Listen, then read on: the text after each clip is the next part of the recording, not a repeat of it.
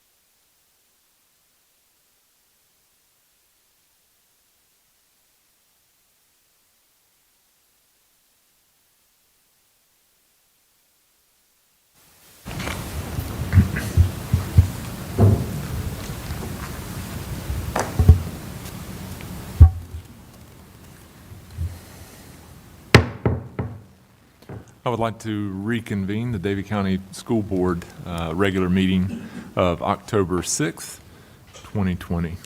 First item on our agenda is the invocation. Loving and gracious God, we thank you today for all your blessings, for the successful outcomes of our school events, and for all our staff members. Thank you for their willingness to serve our children and our community. We ask that you bless them abundantly, and we continue to seek your wisdom, guidance, courage, and strength. Be with us in our deliberations and help us to be wise in the decisions we make for the good of all of those who have placed their trust and confidence in us. Give us insight to lead with integrity, that our decisions may reflect what is right and good. Keep us from short-sightedness and pettiness. Help us to make decisions that are for the good of all and guard us from blind self-interest. At this time, we ask for special protection from the virus itself. We also ask for your help in showing respect and empathy for each other's situation when the world wants us to show the opposite. Grant us the humility to always seek your will in all that we do and say. Amen. Thank you. Next, if you'll join me in the Pledge of Allegiance.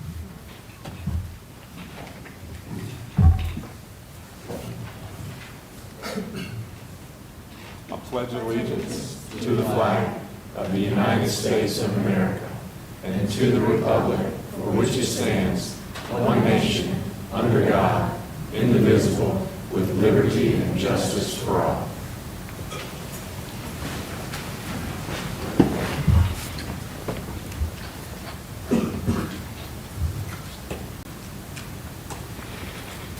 Next, I'll ask for a motion to approve the minutes from our September 8th meeting. I think I'm going to give it to Mr. Drexler.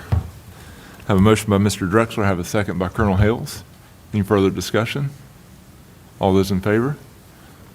Motion carries 6-0.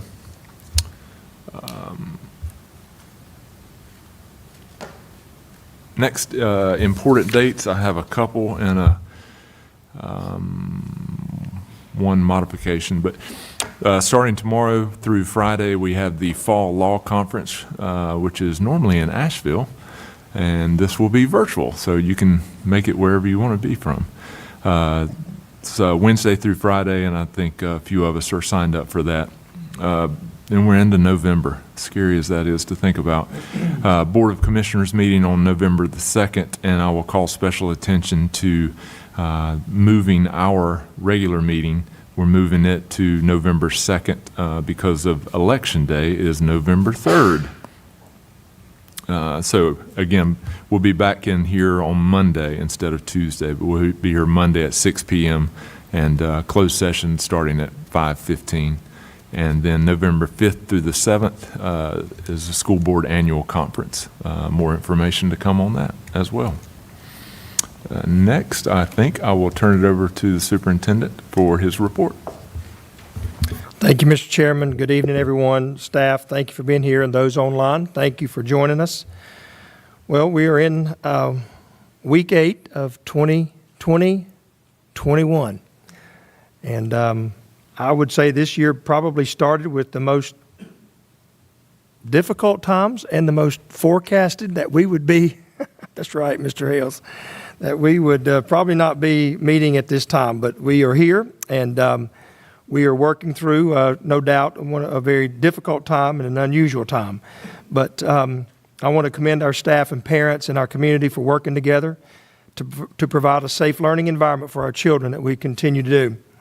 I continue to be amazed at the positive effort, work ethic, and willingness of teachers to meet the children exactly where they are. I will tell you today I was visiting North Davie Middle School, and I was reluctant to do this, but I'm going to do it anyway. I'm going to get in trouble if I start calling out teachers.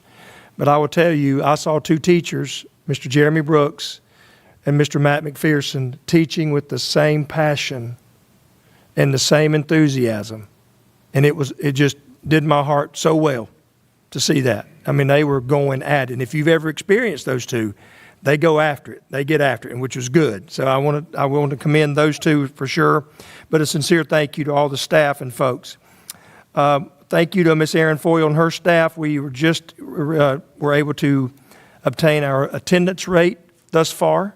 Again, we're in week 8, and we are at 96.3%, which is really phenomenal. Compared to last year at this time, we were at 96.8. So we're right in line with where we are. Now, I also want to remind you that we still have children that aren't engaged as we would want them to be online and in the AB schedule. So we were very fortunate. I will commend again some of our social workers and the principal. Went to the house of an 8th grader this week, hadn't done anything, nothing. But they convinced this young man to come back, and we've worked out a setting to try to get that young man back in the right track. So a lot of efforts being made there. And you all understand, if we don't get them now, if they fall too far behind, that's a dropout in a few years. And so we're making efforts to take care of that. But again, really pleased with our attendance rate. Also, high school athletics will start November the 4th. That is when volleyball is allowed to start practicing and cross country is allowed to start practicing. Swimming, I think, is November 23rd, and then basketball is able to start December 7th, I'm pretty sure. But just checked with a friend of mine, a superintendent friend of mine that's on the High School Athletic Association board today. Not aware of any changes at this point, so we'll just have to wait and see. I'm sure they're pushing that decision out as far as they can, but our high schools have, of course, been continuing with workouts. As has been mentioned already tonight, November the 3rd is Election Day, and we have 4 very important seats are to be filled, 3 of those by very worthy incumbents, and we have 2 other folks that are running for the other seat, and I see one of those candidates is in the audience with us tonight. Miss Webb, thank you for being here, and if the other candidate's here, if I've overlooked you, I'm sorry, I just didn't see you come in, but thank you for being here. So, folks, and I want to encourage you, we've never faced the difficult times that we're in, but it's obviously a time for leadership. But I encourage you to be informed and to vote. Please vote, but I encourage you just as strongly to be an informed voter, to know who you're voting for and the issues. Now for a COVID-19 update. Since August the 17th, which of course was the first student day, there have been 151 positive cases in Davie County. That's not Davie County Schools. 151 in Davie County since August the 17th. The positivity rate in Davie County since August 17th is 0.05%. 0.05% since August 17th. Since March of 2020, the positivity rate was 0.08. So the thing I want you to recognize there, since August 17th, the positivity rate has actually come down slightly.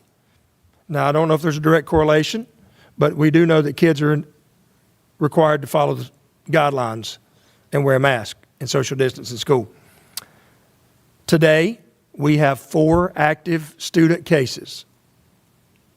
We have 0 staff cases as of today. We have 47, find my number, 47 students quarantined at this time, which we continue to float between 30 and 45 or 50. And again, those decisions are made with our lead nurse, but primarily by Suzanne Wright and her staff. And some of these from North Carolina's, the DHHS office, which we get them engaged.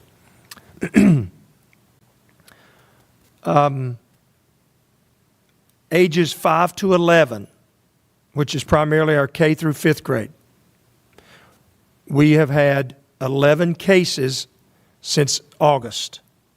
Since we started school in August, 11 cases. Ages 12 to 18, we've had 15 cases. And frankly, one of those 11-year-olds are in the 6th grade, so we had 25 total. I did do my math right. I gave you 11 and 15, but it's 25 total. One of those 11-year-olds are in 6th grade, just so you get that part. Either way, we have had a total of 173 staff quarantined at some time. Students. A total of 173 students quarantined at some point, and 28 staff members quarantined at one time. Those are your totals. When I say at one time, at some point, not all at one time, is what I'm sharing with you. There have been some questions, of course, around, well, why don't we share this daily? We're hiding stuff. Well, folks, we're not hiding anything. You can go online and find exactly what I've just given you. Now, maybe not unique to the school system, but if we do have a cluster, it's there. I went on the North Carolina DHHS website today, went to some different districts that I knew had clusters, and it tells you that there's a cluster, where there are clusters, where there are outbreaks. And if it is at a particular school, that will be recognized. The name of the school will be there. We have had so few cases that I'm reluctant to call. I mean, it wouldn't be too hard to figure out at some of our schools who has tested positive. So at the advice of Suzanne Wright and her staff, we're careful not to do that. We give out the information, but the underlying piece is, if you are ever in question, you will be contacted by the DHHS. So I want people to know that. So, but those are our numbers thus far, which again, it's amazing that we are where we are, and that the numbers have been like they are, and that doesn't just happen. And again, I will commend our staff and teachers and families for what they've done. And one clear point too, or point of note, is none of these cases have been contracted or traced back to the school system. So a lot of them are coming, primarily what they're seeing, the health department seeing, coming from siblings or parents or someone in the home. And typically it follows some type of gathering. And I think that's in the national studies as well. Yes, sir, Mr. Hales. And if I may say, that to me, it says everything. What that says is, within our school system, we're doing business right. And even though they come down with it, they don't come down with it as a result of being at Davie High School or any other school in our county. And so that says volumes. Yep. So that is a very good thing. It does. And again, I commend the staff because, again, I hate to give too many specific examples. I walked Davie County High School for an hour last week, and at a class change, I didn't see not one child without a mask on, not one. And there was one time Mr. Nicholson said, "Would you pull that up over your nose, please?" And he said, "Yes, sir." Not one child without a mask. Amazing. Again, they'll do what we ask them. Yes, sir, Mr. Potts. Out of that number, is there a way to distinguish how many of those students may be virtual students? We could. But we don't. We could, but I don't, yeah. And I typically don't ask. Like today, we had a kid quarantined, and they don't give me the name, and which is okay, but we could. Yeah, it's just curiosity as to whether. Yeah, it's a good question. It's a good question. Yep.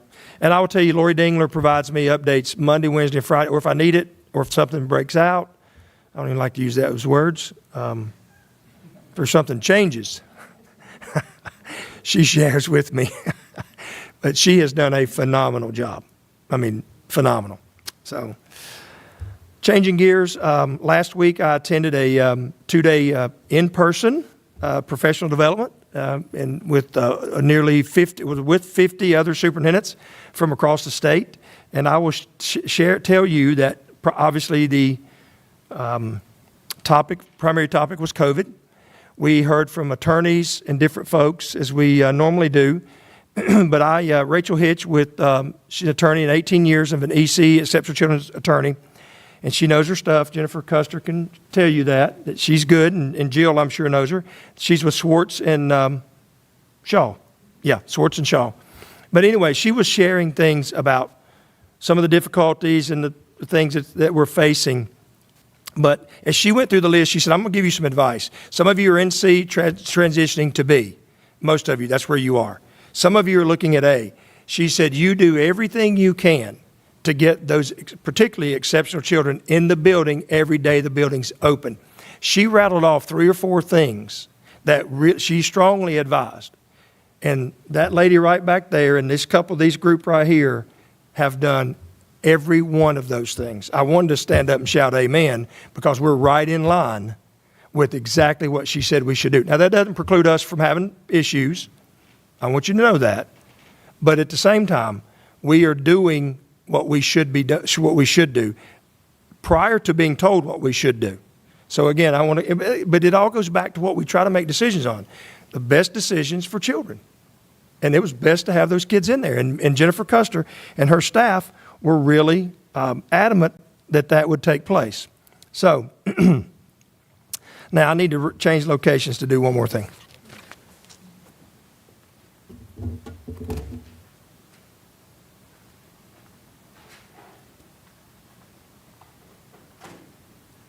Miss Jennifer Custer, would you step up here, please? How about out front?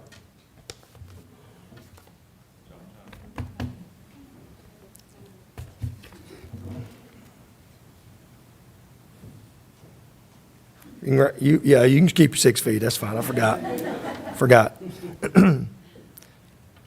Staying with the topic of exceptional children, on September the 22nd, a statewide publication called EdNC came out, and you all should receive those pretty frequently.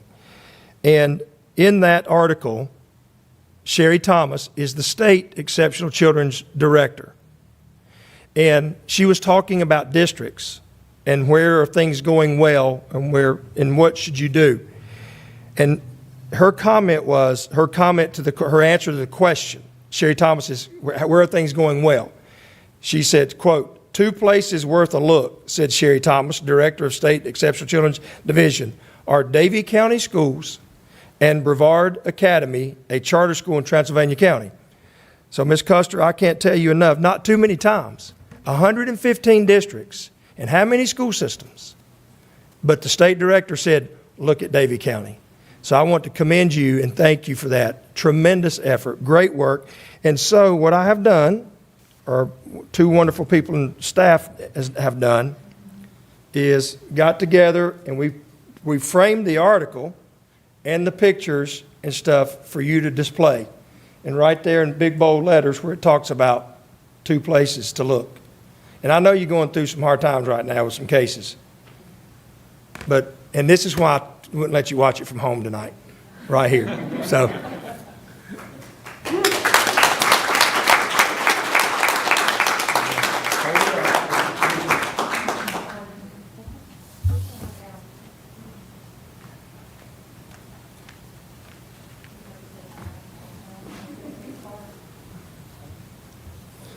That concludes my report, Mr. Chairman.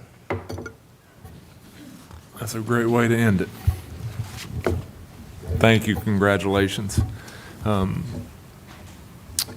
Next, we got recognitions. And I will say, instead of breezing this, you said it, but just want to say to staff, it's amazing that we're where we're at. We were talking earlier with the board. I don't think anyone will say that where we're at is where we need to be. As far as providing that level of education. But where we're at is the best place that we can be with the situation that we have. And that's all that, I think that's all that this community can ask of you guys. That's all that we've ever asked.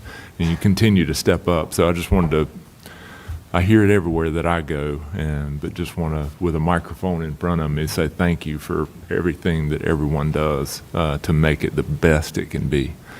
So glad that we're where we're at with the plan. Blessed for that, and I'm glad the numbers are backing that up. But anyway, just wanted to say that. So recognitions. Moving on, I will turn it over to Jenda Haynes, Chuck Taylor, and Sheila Stanley for United Way. Thank you, Chairman Junker, board members, staff, and guests. As you know, each year we begin the school year with our United Way campaign. And as you also know, United Way supports so many organizations and initiatives that in turn benefit the students and the families that we serve. So every dollar that we give comes back to us, is multiplied in lots of different ways. Davie County Schools is the 2nd largest employer in Davie County, so our campaign is a big deal. I want to start by asking Sheila Stanley to stand up, please. Sheila has served as our district campaign manager this year, and so she deserves a huge thanks on behalf of us. She has worked with all of the school-level campaign managers. We also want to extend our thanks to them for helping organize our efforts for our United Way campaign this year. Again, it's been especially challenging just because we've been in the midst of trying to figure out reopening, with just reopening being much more complicated. So special thanks to Sheila. I also want to recognize Chuck Taylor, and then they can come up to the podium and do what they're going to do. But Chuck is our new executive director of United Way, and he has done an amazing job stepping in and providing leadership as Melinda Beecham has retired. So I'm going to turn it over to him and let him do some presentations. Thank you, Chuck. Thank you very much, Linda. I appreciate that. I do collect money for the United Way, but I don't use it to pay people to give me compliments. But I'll take them any day of the week. Thank you all for allowing me to be here tonight. This is a wonderful place to live. Davie County is a great place for all of our employers, our employees, our residents, and I'm privileged to be able to be a key part of what we're doing to help out our agencies and help the families that are in great need in our community. And thank you for the work you guys are doing. Let me take just a moment to share with you some of the things that we're trying to do with United Way. One is make everything simpler and easier. COVID has created what we call an opportunity. Some people call it stress. I call it an opportunity. We've moved everything virtual, and I've heard from Sheila and her staff that this has been the easiest campaign we've been able to run. And so I appeal to all the businesses and others in our community. While our campaign may have been easier to run, our agencies are struggling under the weight of using the same budget that was approved before January of this year to meet the needs that have expanded tremendously throughout the year. So we desperately need to be able to get more money into the hands of these agencies, because 2021 is looking to be just as unsettling as 2020 has been.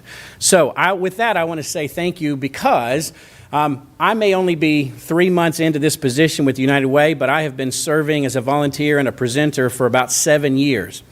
In my time, I've seen a lot of campaigns with the schools, but never have I seen a campaign that is run at the same time when we upend the entire process for how just to get kids into school.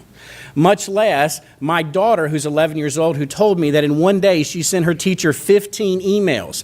I cannot imagine the number of emails that our teachers are experiencing and getting. They have computer fatigue, if nothing else, as it's going on. And in the middle of this, we had a campaign, by the way, that raised $23,255.79. That is a huge commendation to our teachers, to our staff, to our maintenance folks, to the people who contributed when they could have otherwise turned their head and said, I don't have time for this.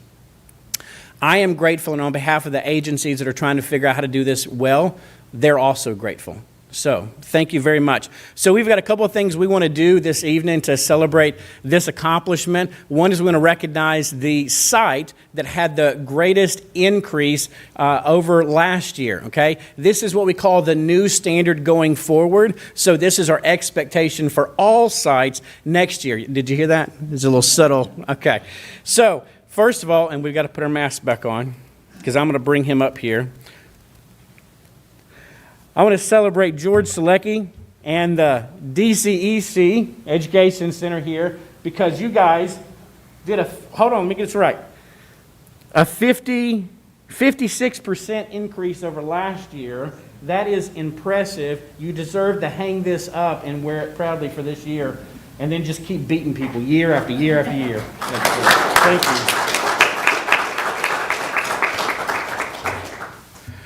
As many of you know, I'm also the chair of the Chamber of Commerce, and I have decided that it's important that we shop local for multiple reasons, because in shopping local, we support our local families and business owners that are really trying to make a difference in the community. So one of the things that I want to do is spearhead an effort to get business back into downtown Mocksville, because our downtown Mocksville area is really making a big difference. So I collaborated with some of the businesses that I have and some other businesses, and we've put together a little package that we're going to give away tonight to the individuals who gave $52 or more. The $52 number is not an accidental number. We asked for $1 a week. Now, the charge of the United Way is to reach people who don't have a lot of money.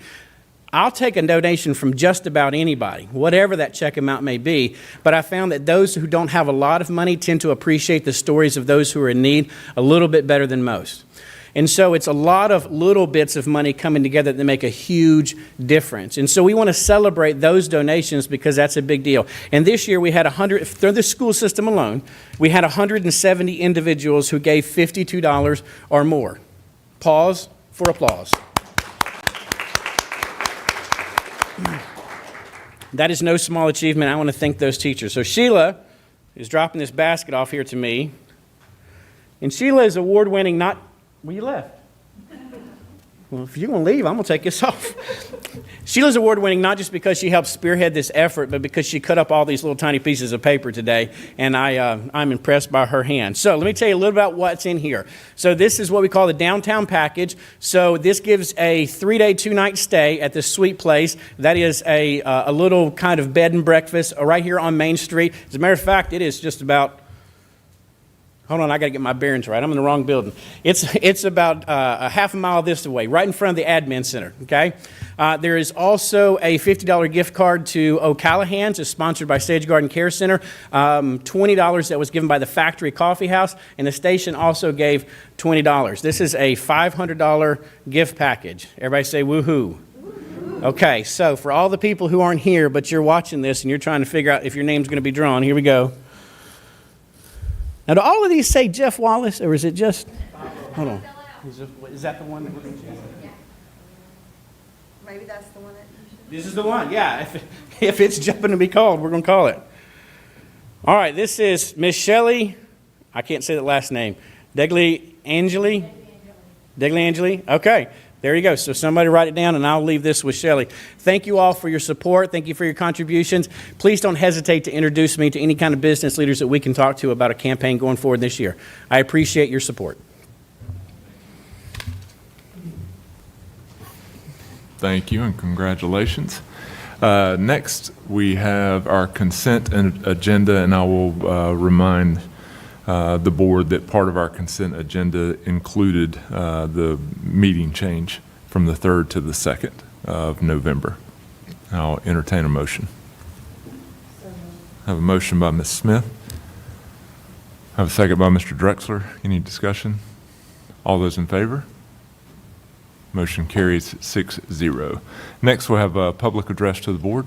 Ms. Wilson, good to have you back.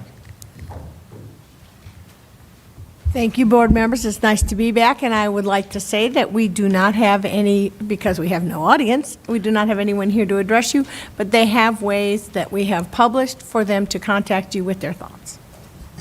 Thank you very much. Next, I'll turn it over to Mr. Wallace for the Plan A for K-5 discussion. Thank you, Mr. Chairman. September 17th, Governor Roy Cooper announced school districts may move K-5 students to Plan A. Since the announcement, district leadership has been working and reviewing data, talking with healthcare officials and staff, and planning. Each elementary school principal collected input from their staff. Department directors, most of those are here tonight, have worked on a plan, talked with their staff. I have heard from members of which you're probably not aware of this, but I put together a parent advisory group for the superintendent as part of my 2-year plan, but I've asked a member of each of the 12 schools' parent advisory teams, committees, to be on my team to just talk to have full representation. But I've heard from some of them as well regarding this. District staff has met with elementary school principals 3 times. The lead nurse, Lori Dingler, has met with nurses or gathered their input about the potential transition to Plan A. I have talked to Suzanne Wright and her staff on 2 to 3 different times, taking a look at the numbers and the research. And I sent you a letter from Suzanne I think I sent it to you Friday, I believe. But Suzanne could not be with us tonight. She's taking care of a parent in the evenings, but she did send a letter that it speaks directly to transitioning. The opportunity to transition. I also sent you a supporting document.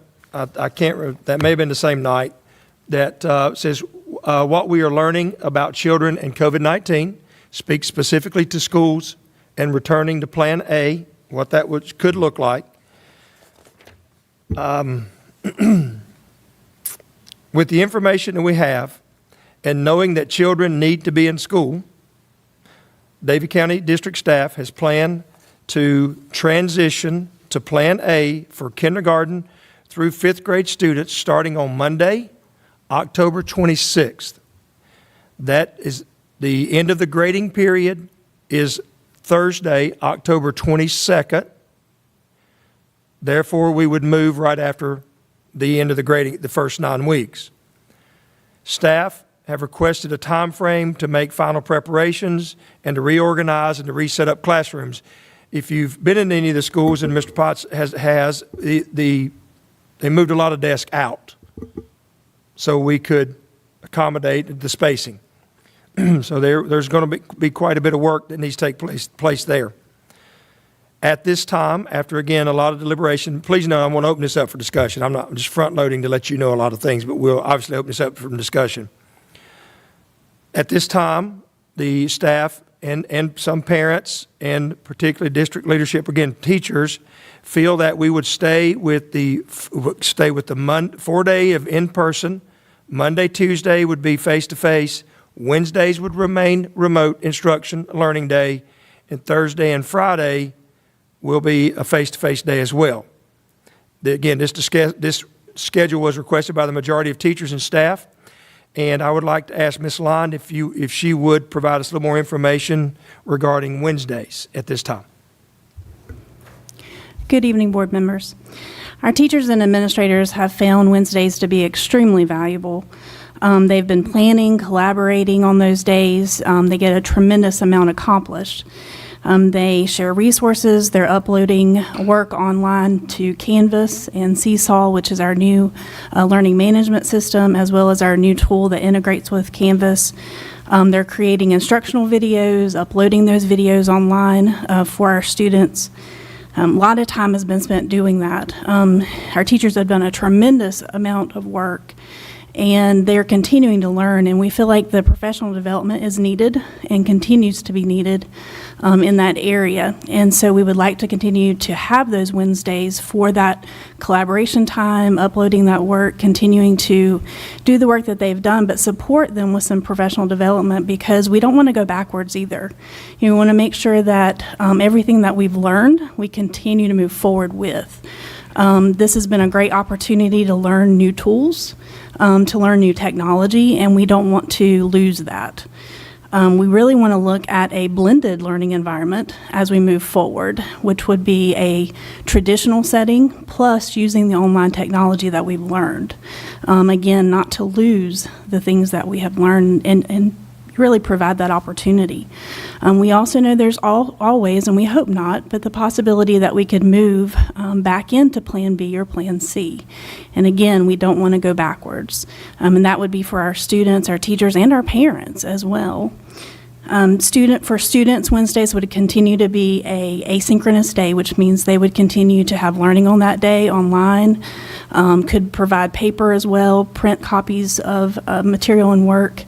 We've also been able to use Wednesdays, honestly, for interventions for students. We've had EC students, ESL students, AIG students who have really gotten some great individualized instruction on those days from our reading specialists, from our EC teachers, our ESL teachers, as well as our teachers always provide hours on that day that are their office hours, so that parents can contact them during that time, as well as have Google Meets where students can get individualized help. And so that's been very, very beneficial, and we want to continue that.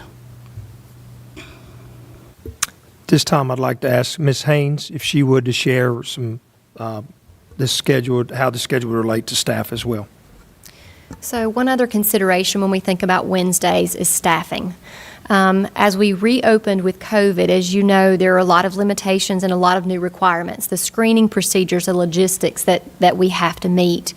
With that, our hourly employees are absolutely critical. So teacher assistants, bus drivers, as we've had to adjust bus routes, most of our hourly employees are getting all of their hours in on Monday, Tuesday, Thursday, Friday.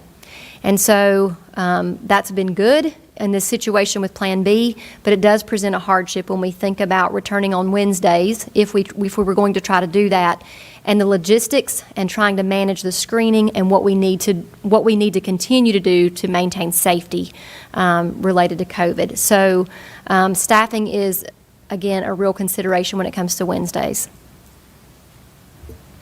Thank you, Ms. Haynes. Ms. Lyon, as Ms. Lyon mentioned, we have to be prepared to go back and forth and understand what the local health department is sharing with me, that over the last 2 weeks, we've seen a spike in Davie County with the high school kids and up to the age of 23, 24.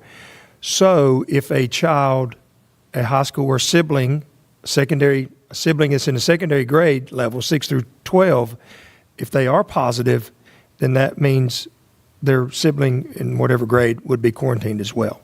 So we just got to be careful, and we're trying to walk our way back into this a little bit slower. We will continue to monitor the situation if we progress. No doubt we will look at returning to 5 days. Absolutely. That's our goal for everyone. But we will walk our way into that. A couple clarifications or points I want to make. Under Plan A, social distancing of 6 feet is a recommendation and not a requirement under Plan A. However, we are working to do our best to maintain the 6 feet. Visit some schools, you're going to see classes spread out in some unusual places. Larger art rooms. We're going to actually, one school is going to move 4th or 5th grade to a kindergarten wing because the kindergarten classrooms are large, so they can spread out. Remember, there's no class cap on 4th, anything above 3rd grade. So the only thing that we're really concerned about is 4th and 5th grade, because 3rd grade we should be able to social distance, should be able to, because those numbers are no more than 20 or 21, no more than 21 in any class. Also, masks are required. That's still there. Must be 6 feet of distance between children when they're eating lunch or eating at any point. So that's a little bit of a trick for us. And we've got to work our way through that, because right now, in the A-B schedule, kids are eating in the classroom. Well, you can't take all of the kids to the cafeteria, but their principals are working through that, and they've got a plan. Maybe half the kids go to the cafeteria while half are still in the classroom. But then you got to have 2 people to manage kids. But they're working on the schedule, and they'll have that. That's in part why we need a little bit more time.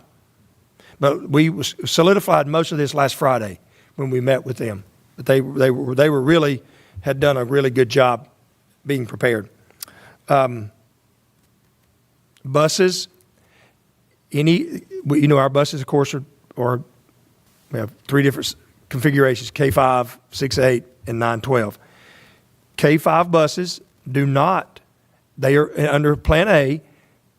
They do not have to social distance. Now, of course, we're going to do our best. We'll still load from the front back to the front. We'll still have assigned seats and do those things. But if a child, and we've worked through this, and Jeremy's done a great job working through this, if a 6th grader or any other age kid is on an elementary bus, then we have to operate under Plan B. So the point being, 6th grade and up, buses, any kid transported on a bus and secondary student has to be under Plan B, meaning they have to continue to social distance. So my point to this part of this is K5 will clearly be in Plan A, and everyone else is still in Plan B. So I encourage everyone and folks to take a look at the guidelines from DPI in health department that are still on our website. It's updated frequently to make sure that they know what those are, because there's a little bit of confusion. Still, the visitor restriction policy remains in place, and we're just being real strict about that. So, board, the bottom line, and how did we come to this decision after multiple hours of planning? It's very similar to what the governor has said and Dr. Mandy Cohen. Kids need to be in school, and the science is showing us that the transmission rate among kids ages 5 to 11 is minimal.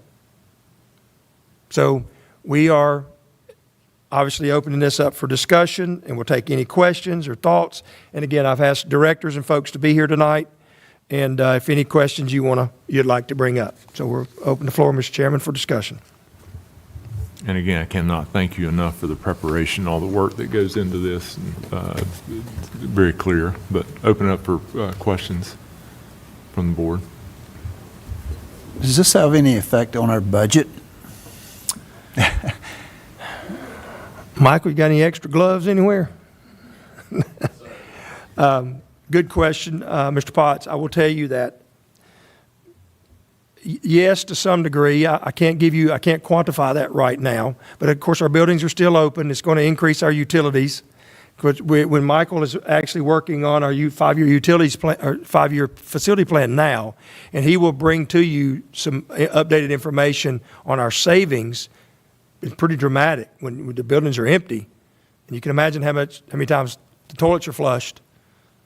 But you'll see all of that. But where I'm going with that is, obviously, we need plenty of masks. We need plenty of PPE items.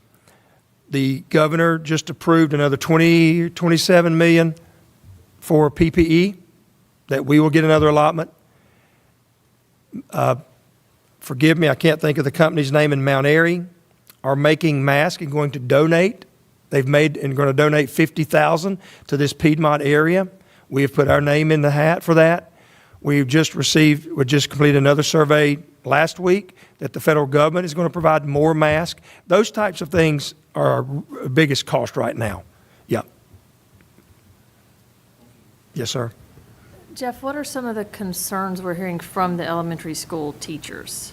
Social distancing, and just and here. So what's that looks like? So if Jen and Jenna and myself are in a class together, and they sit next to me every day, within 6 feet. Most of them are going to be within 4 to 5 feet.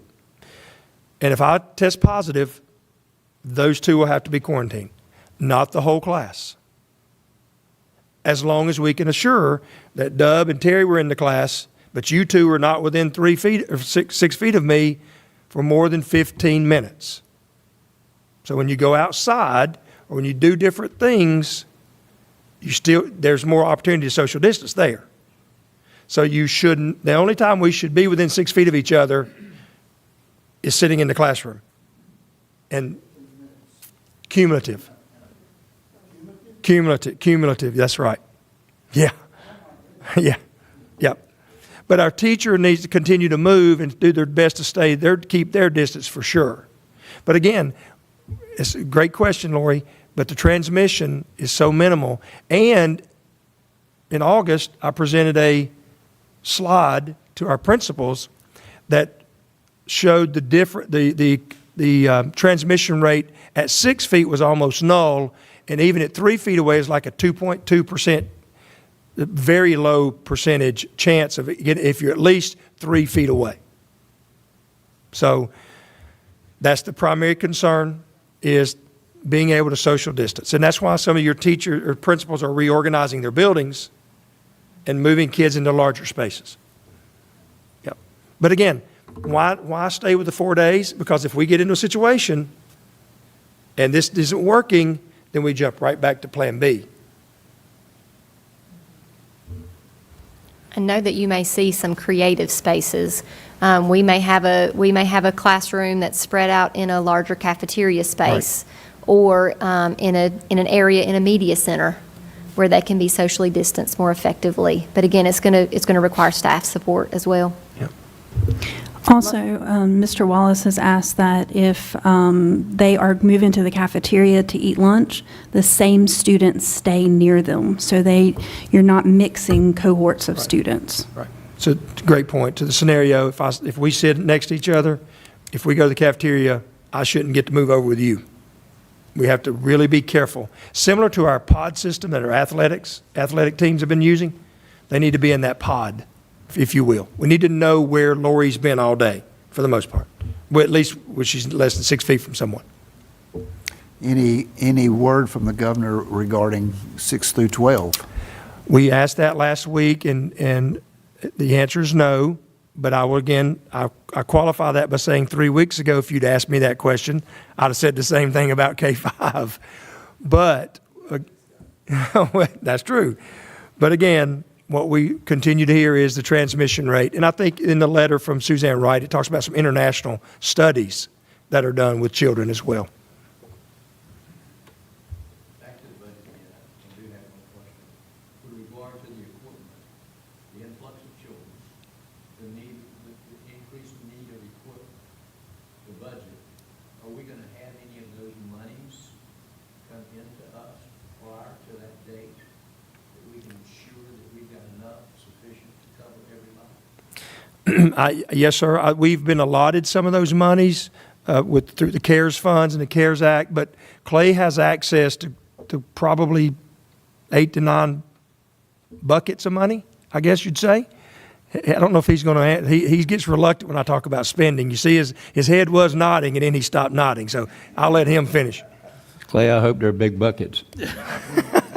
I'm going to guess probably closer to 10 or 15 Okay. different buckets of money that we use, very specific in what we can use it for. So we talk about school nutrition money, we talk about money for devices, the $27 million for PPE. So I don't want us to get hung up on big buckets of money. I want us to talk about specifically where we can use the money that we have. Right. Because there's some very strong, very tight strings attached to a lot of that money from that perspective. So 10 buckets sounds like a lot, but then we need to dial back and what can we use it for specifically to be able to go after certain things. And The scenario is we don't get any money in between now and then. You have what you have. There are limitations on what you have because they're specified in particular areas. So for the amount that we would need to accommodate the influx of the need for the equipment based on influx of students, that's the part I'm talking about. Will that be sufficient if we do not get in any money between now and then? I'll make sure I answer your question correctly. The money that we have is the money that we will have. There will be no new money coming with the exception of this $27 million for PPE. Right. So the money that we have today is the money we will have to finish the year out and go into next year. Does that answer your question? And Terry, to that question too, what we are seeing, and Clay found out today, which was a real shock to him, that there are certain buckets of money, if you will, that have very tight, was right here, now they've been allowed, they're stretching out a little bit, because he told me a scenario today, and I just said, I cannot believe they've allowed that to happen. Now, when you understand, if I shared with you before, I believe that federal monies, there were 88 rule writers in the room when the CARES money was being determined, 88. And so they said, I promise you, you will be audited.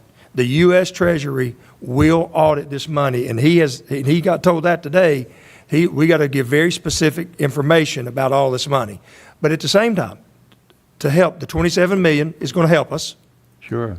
But we are also having a little bit more latitude with what we can spend some of the buckets we have on. That's the guidance Yeah. we were given today. We will get it. The guidance we were given today. Today, So we have yes. latitude, but Yes. if any of y'all have been around me long enough to know, I want to see it black and white. So that's what I'm looking for, that written guidance. Right. To be sure we are within the letter of the law. But Terry, to your question, I think we're okay because, we're still using similar pieces of equipment, and we're not, and again, I think we're okay. And that's in large part because of planning from Clay, but Michael and his team and our lead nurse, we've really gotten out in front. And I don't want this to go without being said. It's not part of this discussion necessarily. In order for us to go between A, B, and C, we had to have a device. And I want to commend Butch and his team again, because he can tell you right now that the soonest you'll get a Chromebook now we can go to Lowe's. You can go to Home Depot and pick up one. Butch is 3 months, 4 months out. Where's Butch? 3 months out. So again, your team has done a phenomenal job that even allows us to have this discussion. One concern to me is that for 30 years I had federal funds and dealt with continuing resolution, could not, never have balanced budget within the time constraint. And so often within those budgets that I would get per year to manage, I would have information coming to me prior to the receipt of the money that's going to be this amount. And then I wind up getting much less than that. Right. And then I make a phone call to somebody that should be able to answer my question. And many of them are still waiting on an answer today. But you can't spend what you don't have. Correct. Unless you want to go to jail. Correct. And I'm not interested in that. So. Yep. But it always puts us in a bind. That's what I'm Yep. saying. And I will say, again, I don't think we're in that situation right now. I think those monies have been allotted, been pushed down, and we have access. Yeah, we don't spend money that we don't know is coming. Yep. That we don't, has already been allotted. I mean, I get phone calls from people all the time asking about, can I go do this or can I go do that? Not till I see the money Right. come from DPI that's on our allotments, provision spreadsheet. Yep. So, Good question.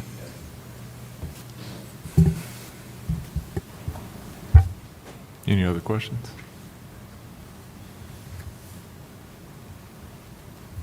Thank you. Let me just say thank you. Again, you've heard me say it, we feel confident in making decisions. We've made some mistakes, and this is hard, but thank you for the confidence and the trust and the input that you provide us. It makes a huge difference for us. So thank you. Point of clarification on my part, and I apologize. Just so I understand, we're going to continue to use Wednesday as a virtual day. Correct. And the primary need for that, or reason for that, is two reasons. One, for the teachers to keep up the expertise and even continue to improve with that. And then the second reason is to cover logistically having people that are already working their days up to this point in time available for the new input or for the new session of kids coming into the classroom. That's correct. Is that right? That's correct. Okay. That's Thank two you. primary reasons. That's correct. Very good. And folks, I don't want to lose sight of all the work that we've done. You've heard me say this before. I don't want to pack this up and put it on the bookshelf once we're done with COVID. We have made tremendous strides. We have seen teachers be phenomenal virtual teachers that, frankly, I'm not criticizing any of our virtual teachers that are doing a better job virtually. And some kids are really excelling. And part of our goal, too, is to maintain a virtual option for parents in the future. And you've heard the blended classroom. That's all a part of that umbrella of being attractive and being flexible and offering and meeting the needs of more of our families. That's what we're trying to do. I absolutely agree with that, just for your information, because I do see the positive thing. And we know where we are and what we're doing today, but we might not necessarily know what's going to happen tomorrow or next Correct. year or so forth. So the more perfection and professionalism those teachers earn or learn by participating in this thing is going to make, if and when, down the correct. road, a heck of a lot better than it would be without correct. that. So, And I hope this year that we don't have we can have a snow day, but it's a remote day. And we can set graduation and this set. That's what I'm hoping. But we're set up for pretty much to be able to do that. You two good? Okay. Thank you. Again, we applaud you for all the hard work with that. So, last item I have is adjournment. And so May I just Please. share something? As all of you on this board are aware, the North Carolina School Board Association is in the process of replacing our executive director. His retirement date is January the 4th. So just as a way of update, the interviews have been held. Folks were interviewed that are already employees of the School Board Association as well as outside folks. All those were held virtually, and all sitting board members had a chance to participate in in both developing the questions and viewing the interview. We didn't get a chance to ask questions. Once the questions were determined, the officers actually asked the questions to the candidates. So it was a pretty interesting way to hold an interview, and I thought about when we hired Mr. Wallace, and I was just so glad that we could have the opportunity to have one-on-one opportunities, because you just don't read the body language as well. At least I didn't when you're having virtual stuff. But their next meeting is Thursday after the School Board Association's law conference. And so hopefully by the next meeting, I'll be able to share that they have found a new executive director. So thank you. Great. Anyone else? One last reminder to vote. I know early voting is coming up pretty soon, but just as important to vote is to educate yourself before you vote. So please do that. There you go. You exercise your constitutional rights and vote. See. I wish that was true. Yes, right. I'll entertain a motion to adjourn. A motion by Colonel Hales, second by Ms. Smith. All in favor? Motion carries 6-0. We are now adjourned. Thank you very much for being here.